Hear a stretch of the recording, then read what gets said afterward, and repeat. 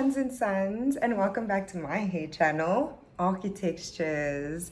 To my fellow South Africans, hello, molo, sanbonani. It's great to see you, and I hope you're having a beautiful day or night, whatever time you're watching this video.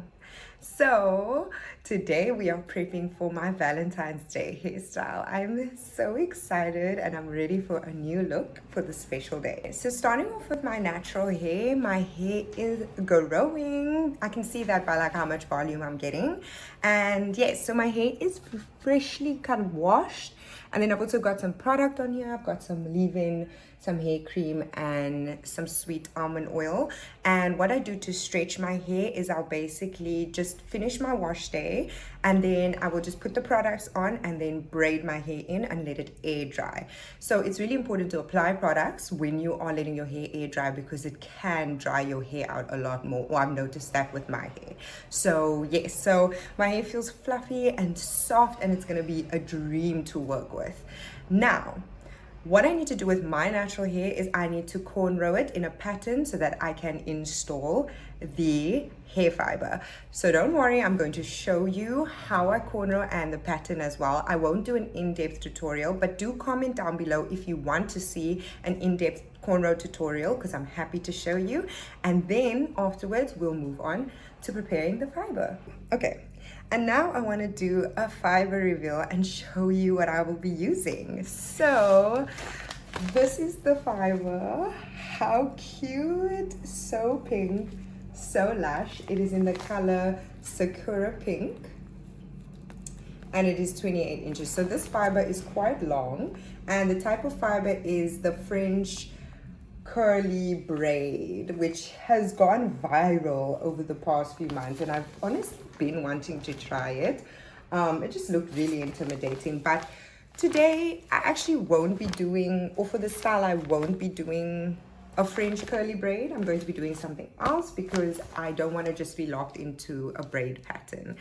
And then also I will not be just braiding, I will actually be crocheting because I'm in my crochet era.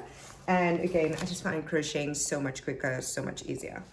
Then some important things is that at the back of the pack, there is washing instructions. Please make sure to wash your fiber before you use it. Thank you. Thank you very much. I'm done talking now. That's all I really wanted to show you. This color is too cute. And I really hope this style works out, guys. I would really be sad if it doesn't. But in me, I trust. In Architectures, we trust. So without any more talking, let's get straight into it. Okay, now to prep the fiber. So it comes with this nice clip-off packaging, clip-in packaging, and then I'm just gonna slide it out. Okay, whoops. So it's a bit heavy also, but oh my gosh. Isn't this darling? Oh my word, look at that. This hair is so soft, so stunning. Smells horrible, smells like chemicals, but look at the buns. Sorry, I'm so excited, I'm loving this hair. And then look how many bundles it comes with. Literally comes with 6 bundles, so I am spoiled when it comes to having enough fiber.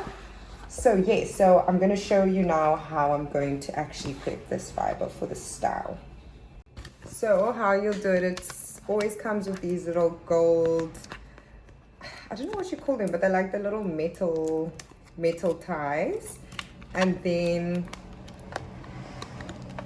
in the front, whoops, no. Oh my gosh. And then in the front, I'm a little bit of a mess right now. So in the front, it comes with these little rubber bands to keep them together. So yes, so what it says on the back of the instructions is that I should, it says recommend warm, it just says recommend warm. So the instructions are a little questionable, but it says recommend warm. But I think what I have to do is I definitely have to just comb out this hair. So all I'm doing is using my hands. Okay, now I'm going to move back. So this is basically the thickness of one bundle. So I'm just going to just bring it a bit closer. and I'm going to split that. This wasn't half, but like I've split it this to this amount. I'm not gonna lie, I genuinely eyeball these things because I work so much with fiber. So I genuinely just gauge on my previous knowledge, and then I'm showing you. I've got my little washing rack, and this is how I keep my hair separated. I literally just put it on this washing rack because it just makes things so much easier. So okay, so my suggestion is split this in thirds. So split one bundle into 3 big sections, and then what I want to do is I just want to test one bundle. What I would suggest, if you're also not going to have your hair this long, feel free to cut it now before you put it on your rack so that you've got your equal sections already. But I'm really tempted to have a lot of hair. Okay, so now that I've chopped up all the pieces, we are going to put them on the flexi rod. Yeah, so this is the final look. So all I'm going to do is I'm going to do the rest of it, and then I'm going to show you how I wash the hair and process it on the flexi rod. Okay, so this is what my flexi rods look like. Ready to go. So I'll put them in this big ass bucket. I'm also going to fill this bucket with hot water. So let's go. So I'm going to take some of my AfriTrue hydrating and softening shampoo. So my bucket is filled with warm water, and now we are going to drizzle in the shampoo. Honestly, don't know how much, but let's just do enough. I am honestly trying to finish that shampoo as well. I'm over it. I'm done. Oh, this water's quite hot. Now it's time to do the cornrows, and I'm going to particularly show you the pattern that I'm using because that is very, very, very important when it comes to how the hair will lay on your head and making sure that it's still breathable on the inside, because crochet hair or hair in general can get very hot on your head. So it's very important to pay attention to the pattern that I'm using as well. I have done this pattern before, but because my hair is kind of really thick here in the back, I think my biggest mistake the last time I did it was that I made my rows too thick, so it was really hard to like keep them in place. So I'm going to avoid doing that this time. But yes, other than that, hopefully you can follow along and let me know down below if it's detailed enough for you. Let's go. Okay, so what you'll need for the cornrowing is I like to use some hair food. So we're back at it again with my Cheve hair food. Right, and then you're going to need your duckbill clips just to keep your hair parted out of the way. And then you'll also need a detangling brush of some kind, just in case your hair starts to knot or anything of that kind. It's also better to do cornrows when your hair is as stretched and as, you know, as detangled as possible. Then the last thing you're going to need is, of course, your parting comb. And we're going to particularly use this section, but I do use this as well if I wanted my parts to be cleaner. What I do want to say is that because you're going to be adding fiber, your parts don't have to be super clean, super perfect, because that's not the point of the hairstyle. It just needs to be aligned. So not aligned, how do I say? It needs to just be easier, like clear, in the sense that there's no straggly hairs in between, because that can get stuck into the crochet hook. But like, it doesn't have to be the most perfectly straight cornrow. It just, as long as your hair is kind of tight to your scalp, so there's enough of an anchor for the hair to hang on to and that it doesn't slip out. But I think it's easier for me to show you, so now let's get to parting. Okay, so this is my first time showing you parting kind of like this, so it is going to be a little difficult, but the lighting here is much better for you to see exactly what I'm doing. The first thing I'm going to do is I'm going to split my hair in half. So I'm going to focus on splitting it in to the front section and one into the back section.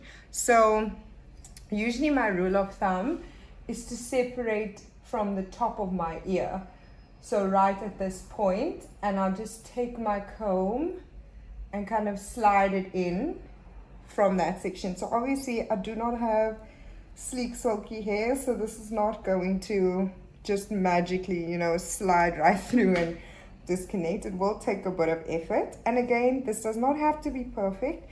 It just has to be, it's got to make logical sense in the sense of having enough hair at the back and having enough hair at the front. So again, I'm just going to repeat this on to the other side like that. There we go. So now we've separated it. Now we're going to take our duckbill clip and we're going to clip the back. So there is a mirror behind this camera just so I can see what I'm doing. And now we've got the front section. Now what we're going to do, we're going to part the front section as well. So now I'm just going to take it in half again. So I mean, I suppose I could just do it this way. So if you do feel a tangle, please do not drag your comb any further. Just go in with your hand and separate it from that point. Because honestly, these combs can't handle all of that. Number one, they cannot handle all of that. And we can't afford really to break any combs at this moment in time.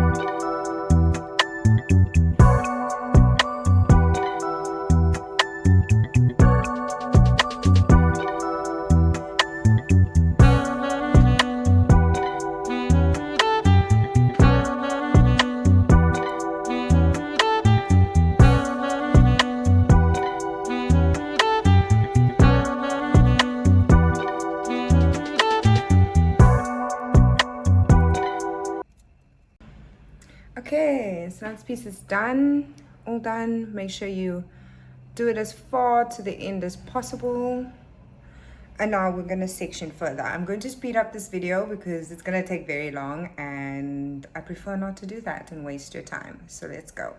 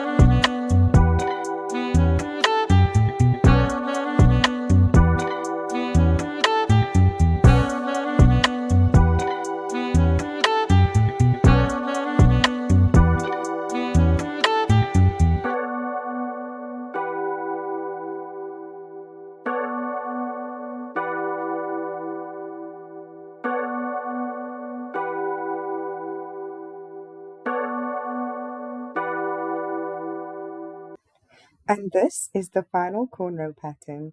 If you've made it this far, you are a real one. And if you want to see how I actually do the fiber install, make sure to click on the video that'll pop up on the end of the screen. Thank you so much for watching, and I'll see you in the next one. Bye!